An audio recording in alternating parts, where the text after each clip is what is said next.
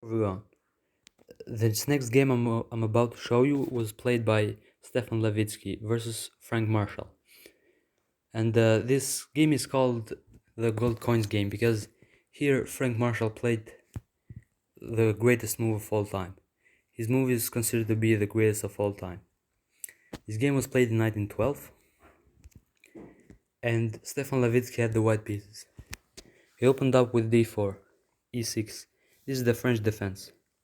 e4, d5, knight f3, c5, knight f3, knight c6, e takes d5, e takes d5, bishop e2, knight f6, castles, white castles, bishop e7, bishop g5, Frank Marshall castles, d takes c5, bishop e6, knight d4, bishop takes c5, knight takes c6, f takes c6, bishop g4, queen d6, bishop h3, rook 8 to e8, queen d2, bishop b4, bishop takes f6, rook takes f6, rook 8 to d1, queen c5, queen e2, bishop takes c3, b takes c3, queen takes c3, and queen takes d5. We have this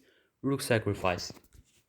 Frank Marshall didn't accept the sacrifice because if you capture with e takes d5,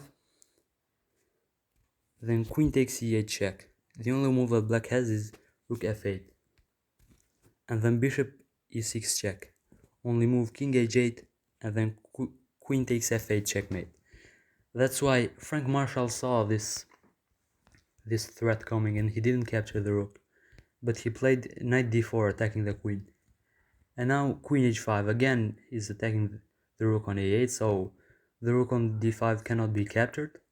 So rook f8, and now white should move the rook because it's attacked. So we have rook e5, rook h6 attacking the queen, queen h5, and now comes this sacrifice, rook takes h3. We have rook c5, and here you can pause the video and try to find his next move. Here comes the greatest move of all time.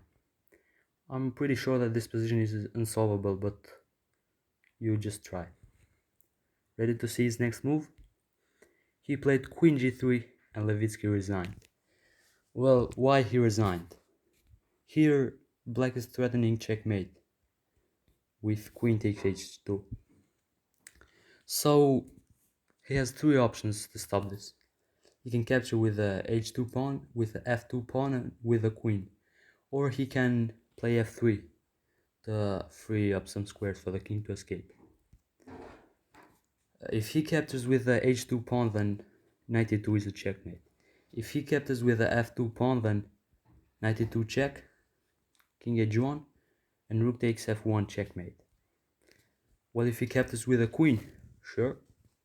Knight e2 check, king h1, knight takes g3 check, king h1, king g1, sorry, knight takes f1, g takes h3, and now black can simply move the knight and eats up a piece. In the end game, it's winning. So again, black is winning. No way for white to continue. And if he tries to free up some squares for the king, again it's the same idea, knight e2 check. If king h1, rook takes h2 checkmate. So with all those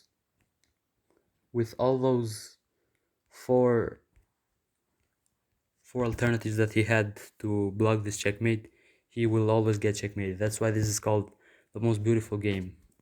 And let's see who won this tournament. Aldrich Duras won this tournament with 10 wins, 3 losses and 4 draws. In the second place was Akiba Rubinstein and Richard Teichmann. Frank Marshall finished in the 6th place. And Stefan Levitsky finished in the 14th place. And let's see Frank Marshall's profile. This is Frank Marshall, and his winning percentage is 57.8%, so a very good player. And yeah, that's all for this game. See you in my next one.